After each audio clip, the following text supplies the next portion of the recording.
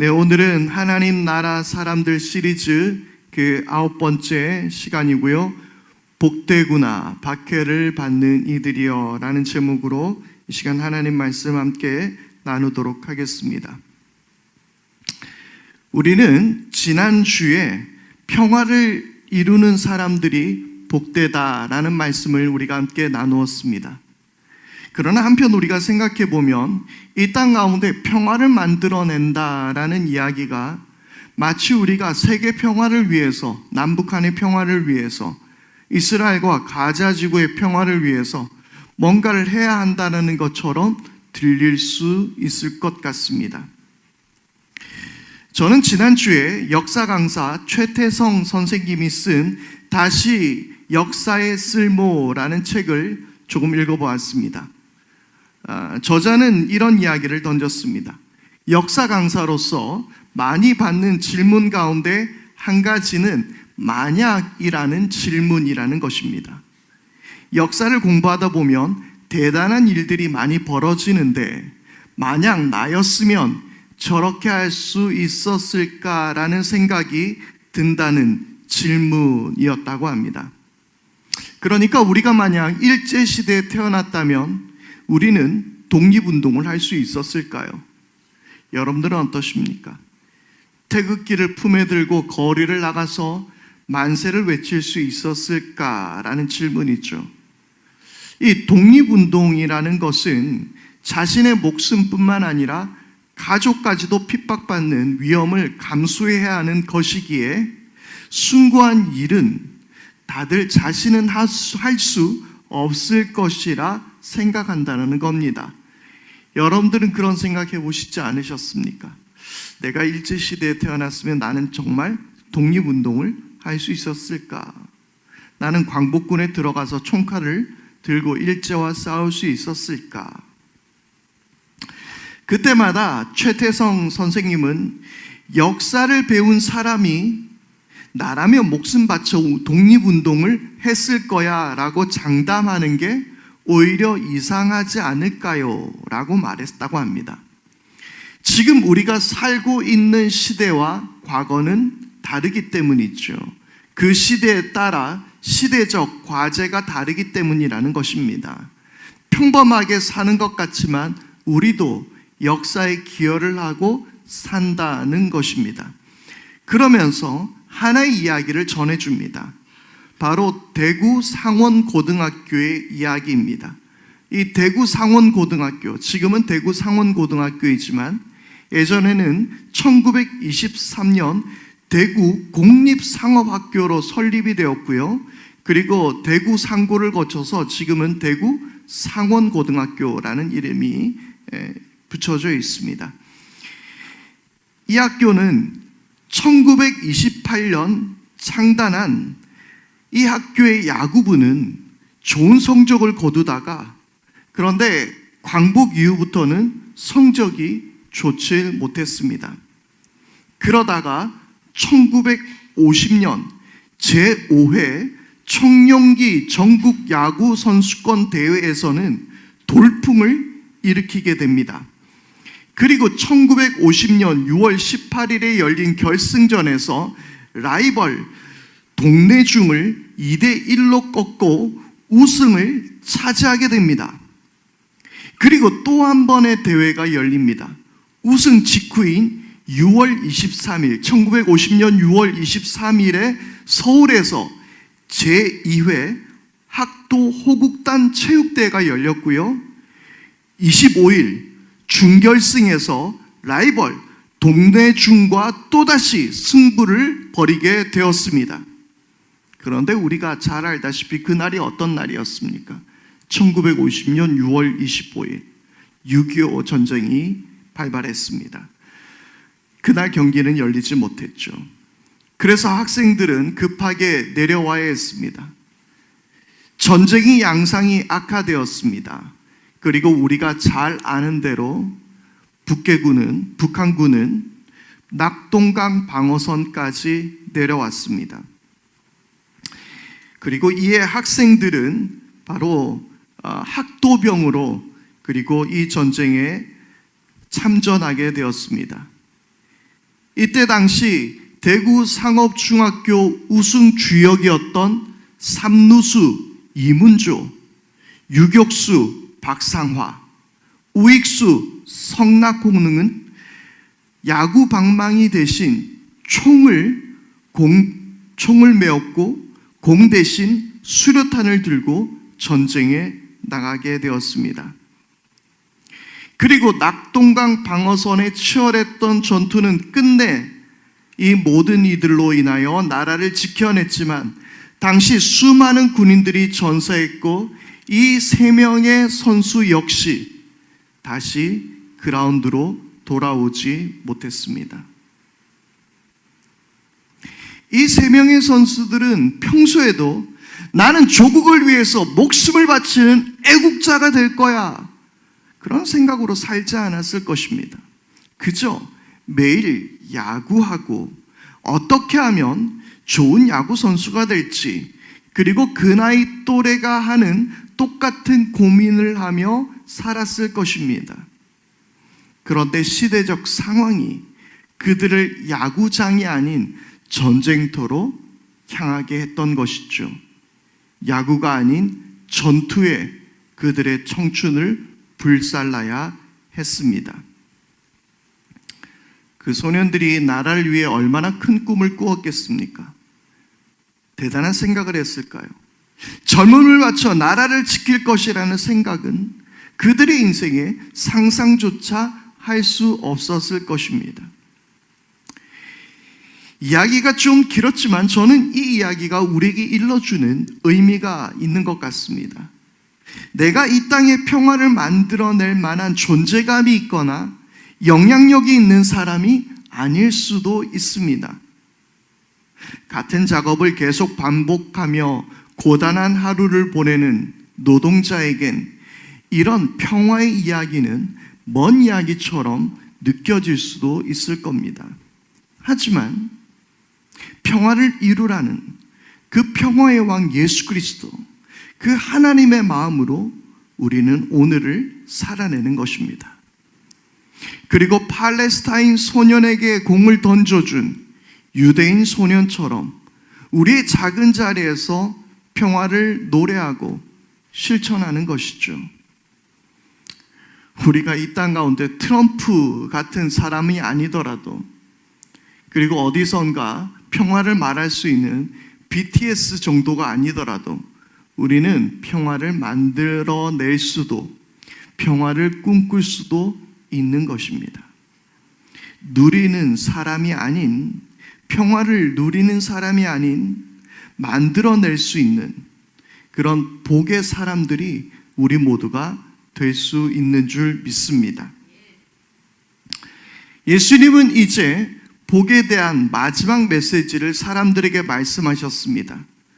그런데 이제까지도, 이전의 말씀까지도 감당하기 어렵고 받아들이기 힘든 쉽지 않은 말씀들이었습니다. 가난한 식민지 민중들이 무슨 정의를 실천하고 자비를 베풀고 평화를 만들 수 있겠습니까? 그들은 이전에 저주라고 생각했던 것들이 예수님으로 인해 복으로 선언되었고, 강자의 세상을 살아가는 그들에게 약자의 방법이 오히려 복이 있다라고 말씀하신 것들이 그들은 도무지 받아들이기가 쉽지 않았을 것입니다. 그런데 우리가 한 가지 생각해 봐야 할 것이 있습니다. 우리가 생각하는 복, 행복이라는 것이 우리는 지금 너무 21세기 대한민국을 살아가는 우리들에게 맞춰져 있는 것은 아닐까요? 우리는 이 세계 속에서 정의된 이 행복, 이 복이라는 개념에 대해서 우리는 의심해 봐야 합니다. 행복이라는 것이 너무 감정적인 상태를 말하거나 아니면 물질적인 풍요로움, 내 삶의 만족 등으로 정의되고 있지는 않습니까?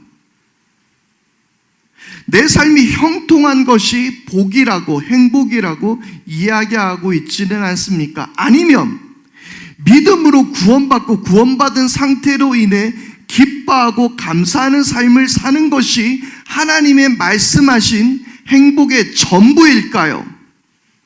그것은 일부일 수는 있지만 그것이 전부라고 말할 수는 없을 것 같습니다. 왜냐고요?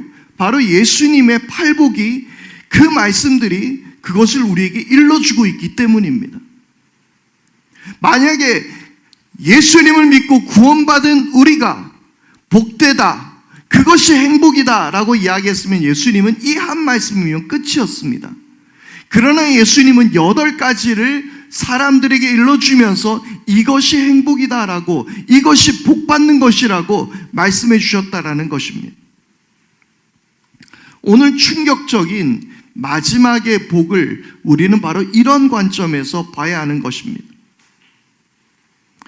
죄송하지만 미리 말씀드리자면 성경이 말하는 행복이 이런 것입니다 라고 제가 쉽게 정의 내릴 수는 없을 것 같습니다.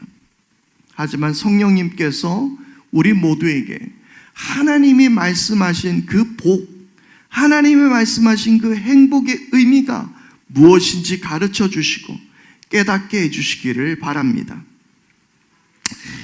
예수님의 마지막 팔복의 말씀을 예수님은 이렇게 말씀하셨습니다.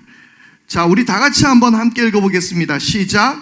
의를 위하여 박해를 받는 사람은 복이 있다. 하늘나라가 그들의 것이다. 아멘. 의를 위하여 박해를 받는 사람이 복이 있다. 이전의 말씀까지는 그래도 들어줄만 했습니다. 하지만 박해를 받는 것이 복이 있다. 그렇게 말씀해 하셨다는 것입니다. 아무래도 이 말씀이 사람들이 많이 어려워했을 거라 여기셨는지 또 한마디를 덧붙이셨습니다. 자, 이번에는 11절과 12절 말씀 함께 읽겠습니다. 너희가 나 때문에 모욕을 당하고 박해를 받고 터무니없는 말로 온갖 비난을 받으면 복이 있다. 너희는 기뻐하고 즐거워하여라. 하늘에서 받을 너희 상이 크기 때문이다. 너희보다 먼저 온 예언자들도 이와 같이 박해를 받았다. 아멘. 지금 예수님의 사역을 시작하는 그 첫걸음에서 이 말씀을 하고 계셨다는 겁니다. 쉽게 말하면 예수님께서 지금 전도하고 계신 거죠. 사람들에게 하나님 나라가 무엇인지, 그들에게 하나님 나라가 임하는 것이, 그들에게 구원의 소망의 길이 열린 것이 무엇인지 예수님이 말씀하시는 그 자리입니다. 소위 말하면 우리가 밖에 나가서 사람들을 만나서 전도할 때라는 말입니다. 그런데 예수님 무슨 말씀하십니까? 나 때문에 너희가 모욕을 당하고 박해를 받고 터무니없는 말로 온갖 비난을 받으면 그 사람은 복이 있다 라고 예수님이 말씀하셨다라는 것입니다. 예수님 때문에 박해를 받게 될 것이라는 말씀까지 덧붙이셨던 것이죠. 우리는 장롱면허라는 말이 있습니다. 이 말이 무슨 말입니까? 면허는 있지만 운전을 할 줄 모르는 사람을 뜻하는 말입니다. 내 명의로 된 자동차가 있지만 한 번도 운전을 해보지 못했던 것이죠. 어쩌면 우리에겐 장롱 크리스찬이라는 말도 있을 것 같습니다. 무슨 말이냐면 크리스찬이지만 아무도 나를 크리스찬인지 알지 못하는 상태입니다. 그냥 내 마음속에만 주님이 계십니다. 함부로 주님이 밖으로 나오셔서는 안 됩니다. 밖으로 나오지 못하도록 꼭 묶어놔야 합니다. 그리고 주일에는 예수님 때가 되셨습니다. 이제 나오셔도 됩니다. 교회에서는 마음껏 주님을 찬양하고 주님을 예배합니다. 아니, 가끔 큐티할 때도 한 번씩 주님은 나오십니다. 집에서 기도할 때도 한 번쯤 드러나기도 합니다. 하지만 밖에서는 장롱 안에 꽁꽁 숨겨두어야 합니다. 예수님 함부로 나대시면 안 됩니다. 이러지 마십시오. 감춰놔야 합니다. 의를 위하여 예수님 때문에 왜 박해를 받을까요? 그것은 사회 공동체로서 정의를 드러내고 세상 속에서 예수님을 내 삶으로 나타내기 때문에 박해를 받는 것입니다. 숨겨두면 어떤 박해도 받지 않습니다. 우리는 은혜로 구원을 받는다고 믿음만 중요하고 제자로 살아내는 삶은 중요하게 생각하지 않습니다. 더 깊이 말하자면 성경을 많이 알고 성경 공부를 하고 기도원을 다니며 찬양을 열심히 하고 예배에 빠지지 않고 11조를 많이 하고 많은 사역을 다니고 좋은 책을 쓰고 설교를 잘하면 좋은 영성을 가진 사람이라고 우리는 생각하기 쉽습니다. 그런데 예수님의 관심은 다른 데 있다라는 것입니다. 세상에서 살아내는 것입니다. 겸손하며 눈물이 있으며 친절을 베풀며 정의를 실천하고 약한 이들에게 자비를 베푸며 깨끗한 마음으로 하나님을 섬기며 평화를 만들어내는 일들이 영성이라고 예수님은 말씀하시는 것입니다. 그것이 복된 이들이라고 말씀하고 계시는 것입니다. 믿으십니까? 제 이야기가 아니라 예수님의 이야기입니다. 만약에 우리식으로 보시면 기도원 열심히 다니는 사람은 복이 있다. 예배 시간 빠지지 않는 사람은 복이 있다. 하루에 기도 1시간 이상 하는 사람은 복이 있다. 뭐 이렇게 말씀하셔야 하지 않겠습니까? 그런데 예수님 그렇게 말씀하시지 않으셨다라는 것입니다. 보네퍼는 이렇게 이야기합니다. 값싼 은혜는 제자도 없는 은혜이고 십자가 없는 은혜이며 살아계시고 성육신하신 예수 그리스도 없는 은혜입니다. 값진 은혜란 밭에 숨겨진 보물입니다. 이를 발견한 사람은 집으로 돌아가서 자신이 가진 모든 것을 팔아 기뻐하며 밭을 삽니다. 값진 은혜란 귀한 진주입니다. 값진 은혜란 그리스도의 통치입니다. 이를 위해 사람은 죄를 짓게 하는 눈도 뽑습니다. 값진 은혜란 예수님의 부르심입니다. 이를 위해 제자는 자신의 그물을 버리고 그를 따릅니다. 값진 은혜란 보고 또 보아야 할 복음입니다. 이는 우리로 하여금 복음을 따르도록 예수 그리스도를 따르도록 하기 때문입니다.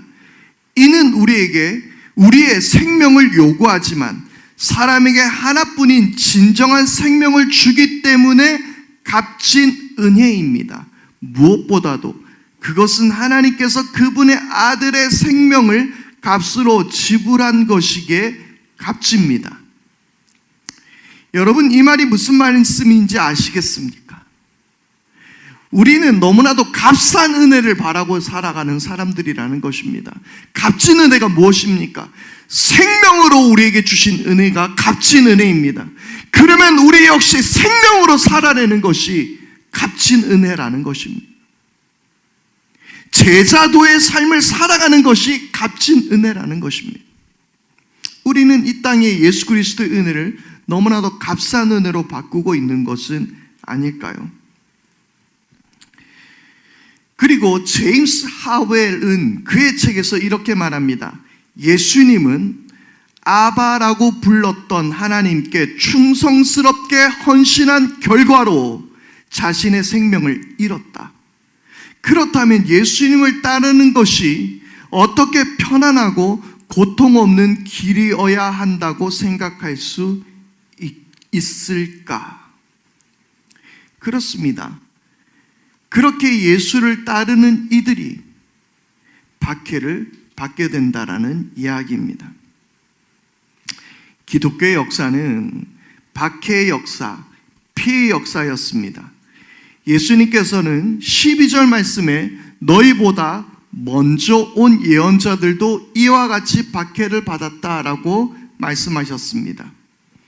엘리야는 권력에 의해서 쫓김을 당하고 예레미야는 매를 맞고 구덩이에 빠지고 감금을 당합니다. 선지자 스가랴는 왕에 의해 살해되었습니다.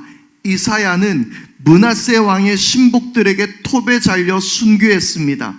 다니엘과 세 친구는 불에 던져졌고 다니엘은 사자굴에 던져졌습니다. 그뿐만 아닙니다. 안티오코스 4세는 율법 준수를 금지하고 이를 따르지 않는 이들은 잔인하게 고문하고 죽였습니다. 이 때문에 유대인 수만 명이 죽임을 당하기도 했습니다. 심지어 아기들조차 목에 매달아 죽이기도 했다라고 합니다. 그것이 당시 예수님 때까지의 핍박의 역사였습니다. 그런 역사를 겪었던 이들은 예수님의 말씀이 무엇을 의미하는지 아마 알고 있었을 것입니다. 그리고 무엇보다 예수님이 죽으셨습니다. 그분의 죽음은 그분을 따르는 이들이 어떤 길을 가야 하는지 이미 보여주신 것입니다. 그리고 스데반은 천사의 얼굴을 한 채로 사울을 포함한 무리들이 던진 돌에 맞아 죽어야 했습니다. 그는 그리스도 때문에 죽은 첫 순교자였습니다. 또한 헤롯 아그리빠는 요한의 형제인 야고보를 칼로 죽였습니다. 또 뿐만 아니죠. 바울 역시 그는 단두대에 목이 잘려 죽어야 했습니다.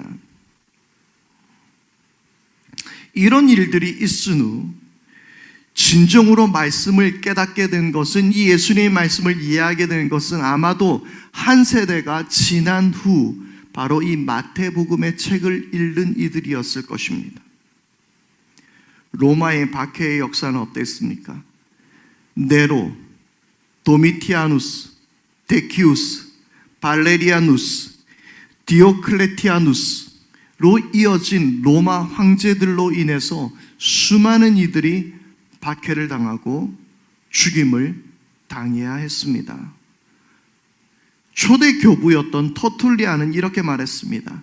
순교자의 피는 교회의 씨앗이다. 오늘 우리가 이 자리에서 예배할 수 있도록 얼마나 많은 피를 흘렸겠습니까? 하나님의 일, 하나님의 의, 곧 예수 그리스도의 삶은 세상의 질서와 부딪힙니다.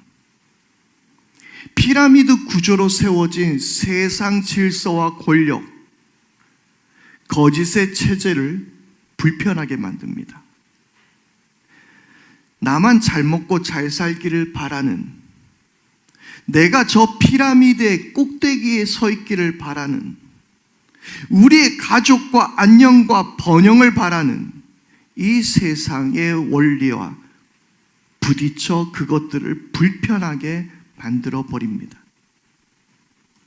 뿐만 아니라 조용히 성경만 보고 기도만 하고 조용히 살기를 바라는 이들을 불편하게 만듭니다.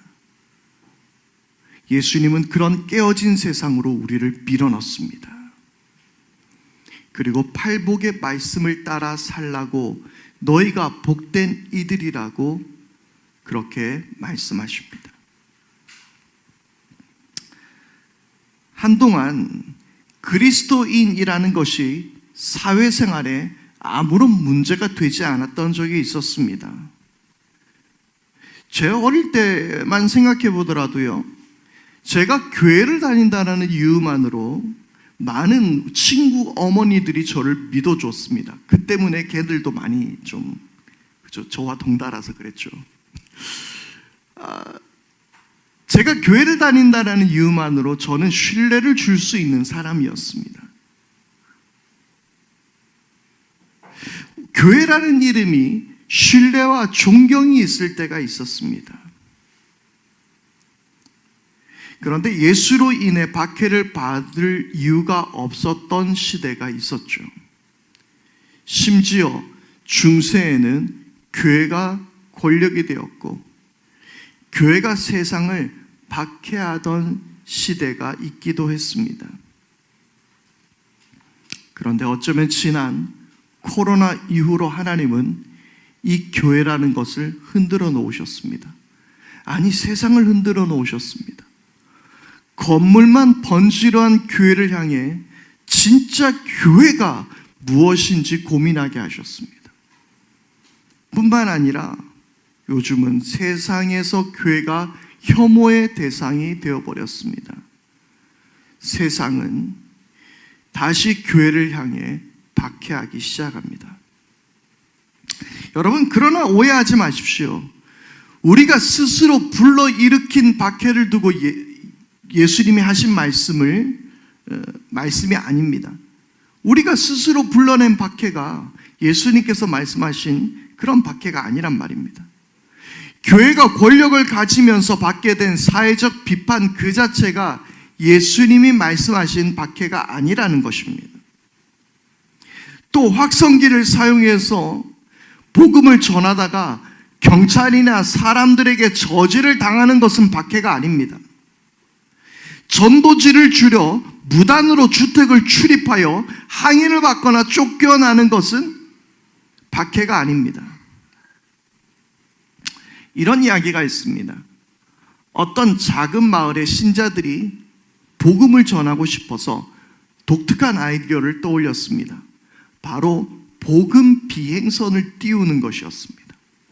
이들은 비행선에 성경 구절이 적힌 현수막을 달고 마을리를 날아다니겠습니다. 그러다가 또 다른 아이디어를 냈습니다. 뒷마당에 복음 폭탄이라고 부르는 전도지를 떨어뜨리는 것이었습니다. 마을을 날아다니며 모든 마을의 뒷마당에 복음 폭탄 전도지를 떨어뜨렸습니다. 처음에는 마을 사람들이 참고 지냈습니다. 그러자 한 걸음 더 나가서 비행선에 확성기까지 달아서 복음 방송을 시작하자 상황이 달라졌습니다. 결국 지역 신문에서는 이렇게 비판했습니다. 우리 시민들은 관대한 편이라 이런 종교적 시도를 참아왔지만 이제는 우리 사생활을 침해하고 평화를 깨뜨리는 시끄러운 파괴자가 되었다. 그날 밤 복음 비행선은 파괴당했고 당연히 그 크리스천들은 이것을 핍박이라고 여겼습니다. 때로는 그리스도인들이 받는 거부나 반대는 예수님 때문이 아니라 그리스도인다움의 부족 때문일 수도 있습니다. 진정한 핍박과 단순한 무례함이나 배려 없는 행동에 대한 당연한 반응을 우리는 구별할 수 있어야 합니다. 여러분, 하지만 어쩌다 보니 예수를 믿는다는 것을 드러내는 것이 이제 불편한 세상이 되었다는 것은 어떻게 되었든 틀림없는 사실입니다. 그래서 이제 우리가 그리스도인이라는 사실을 더 감추려고 합니다. 뿐만 아니라 내가 예수를 믿는다는 이유로 애매한 손해를 보기도 하는 세상이 되어버렸습니다. 그러나 우리가 예수를 믿는다는 이유로 손해를 보더라도, 특별히 예수님의 말씀을 따라 사랑하고 용서하고 섬기고 희생을 하기에 얻어야 하는 어려움과 불편함이 있더라도 우리는 예전 사도들처럼 기뻐해야 합니다. 함께 읽겠습니다. 사도행전 5장 41절에서 42절의 말씀입니다. 시작. 사도들은 예수의 이름 때문에 모욕을 당할 수 있는 자격을 얻게 된 것을 기뻐하면서 공의에서 물러나왔다.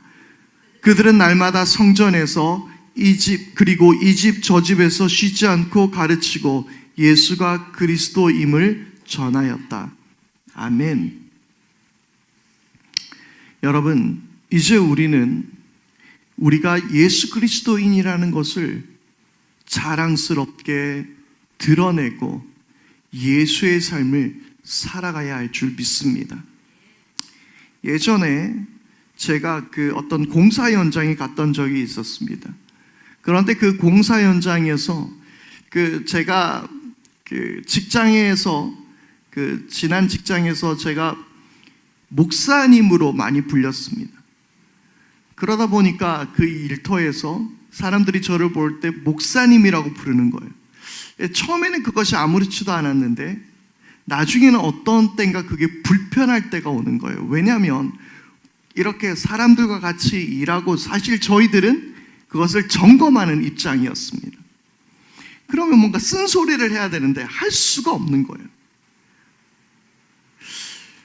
우리 유집사님이 가끔 농담 삼아 어떤 모 목사님과 그 농구를 할 때 그 목사님이 항상 자기 보고 목사라고 부르지 말라고 과격한 농구를 할 수가 없다며 이야기를 했다는 그 이야기를 들은 적이 있었습니다. 여러분, 사실 우리가 그리스도인이라는 것을 나타내기 시작하면서 우리가 손해봐야 하는 일들, 우리의 행동이 규제를 받아야 하는 일들이 있습니다. 그러나 초대교회 성도들이라면 어떻게 했을까요? 그는 사자들의 먹이가 되더라도 예수 그리스도를 부인하지 않았습니다. 그리고 예수님은 하나님께 충성스러웠기에 그 십자가를 짊어지셨습니다. 우리가 그 박해를 받지는 못할 망정, 우리는 예수 그리스도인이라는 것을 숨기며 내가 하고 싶은 대로 세상의 방식에 따라서 살려고 애를 쓰고 있지는 않습니까? 다시 처음 이야기를 생각해 보십시다. 우리가 딱히 예수를 믿는다라는 이유로 박해를 받지는 않습니다. 예수를 믿는다는 이유로 우리의 목숨을 빼앗기는 일은 없습니다. 경찰에 잡혀가지도 않습니다. 그렇다면 지금도 박해를 받고 있는 땅으로 우리는 선교하러 가야 하는 것일까요? 굳이 그런 이야기를 할 이유도 없을 것 같습니다. 그러면 오늘 예수님의 말씀이 무엇일까요? 앞서 이야기했던 대구 상업중학교의 그 야구부의 아이들을 생각해 보십시오. 우리는 이 시대 안에서 우리의 삶의 자리에서 그리스도인으로 오늘을 살아가는 것입니다. 만약 우리가 로마 시대에 그리스도인이 되었다면 우리는 신앙을 지킬 수 있었을까요? 우리는 사자굴에서 사자의 밥이 되어 그 콜로세움 경기장에서 사람들의 놀림거리가 되어 우리가 발가벗은 채로 죽임을 당하여 하는 그 순간에서 우리는 예수 그리스도를 부인하지 않을 수 있었을까요? 내 자녀들이 짐승의 먹이로 물어뜯기는 것을 바라봐야 하는 순간에서도 우리는 예수를 부인하지 않을 수 있었을까요? 저는 이 물음 대신에 이렇게 이야기하고 싶습니다. 그 물음보다 우리는 오늘 우리들의 삶의 자리에서 그리스도인으로 하나님의 의를 행하며 예수님의 뜻을 따라 살아가며 겸손히 행하고 눈물을 흘리는 자들의 눈물을 닦아주고 나의 죄에 애통해하기도 하며 친절을 베풀며 평화를 만들어내며 그렇게 살아가기로 애쓰는, 그렇게 오늘의 삶을 살아갈 수 있는 우리 모두가 되어야 할 줄 믿습니다. 그 사람이야말로 하나님의 사람이며 그 사람이야말로 하나님의 복받은 사람이 될 줄 믿습니다. 이 시간 우리 함께 말씀 앞에 결단하면서 우리 함께 찬양하겠습니다. 주님 뜻대로 살기로 했네, 뒤돌아서지 않겠네. 이 시간 우리 함께 찬양하겠습니다. 주님 뜻대로 살기로 했네, 주님 뜻대로 살기로 했네, 주님 뜻대로 살기로 했네.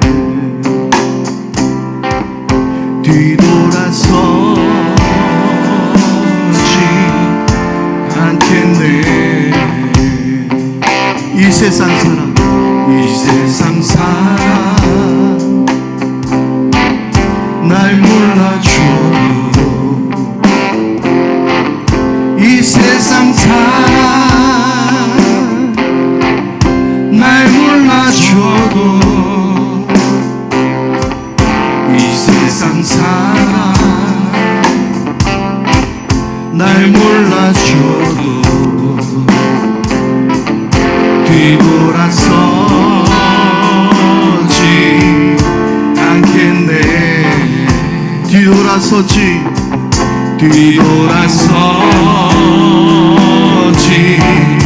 않겠네. 어떠한 시련이 와도 수많은 유혹 속에도 신실하신 주의 약속 나 붙들리라. 세상이 못하고 세상이 이해 못하고 우리를 조롱하여도 신실하신 주님 약속만 붙들리라. 결코 돌아서지 않으리. 우리 다시 한번 고백합니다. 주님 뜻대로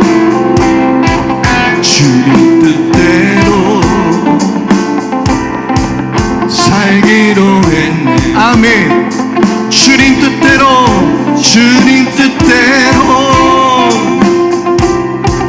살기로 했네. 주님 뜻대로 살기로 했네. 뒤돌아서지 않겠네. 세상 등지고 십자가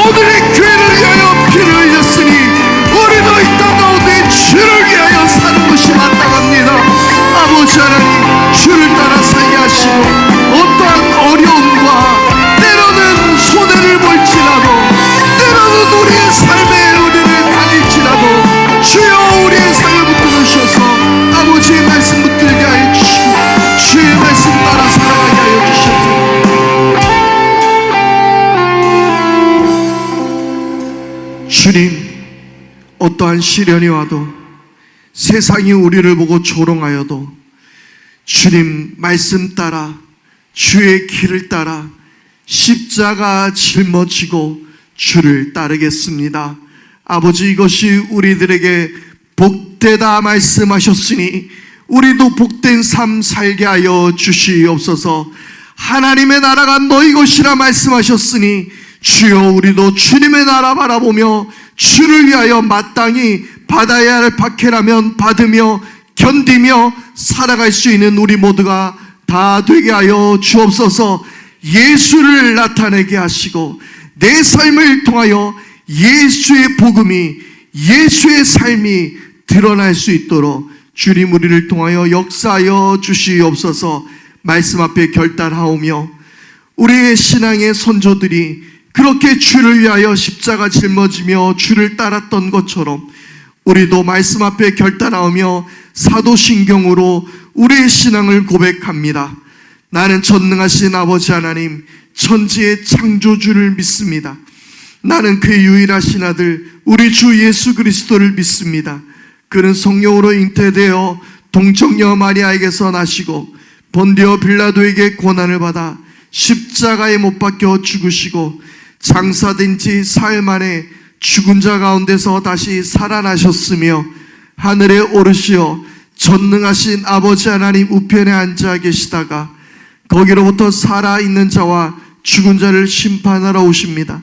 나는 성령을 믿으며 거룩한 공교회와 성도의 교제와 죄를 용서받는 것과 몸의 부활과 영생을 믿습니다. 아멘.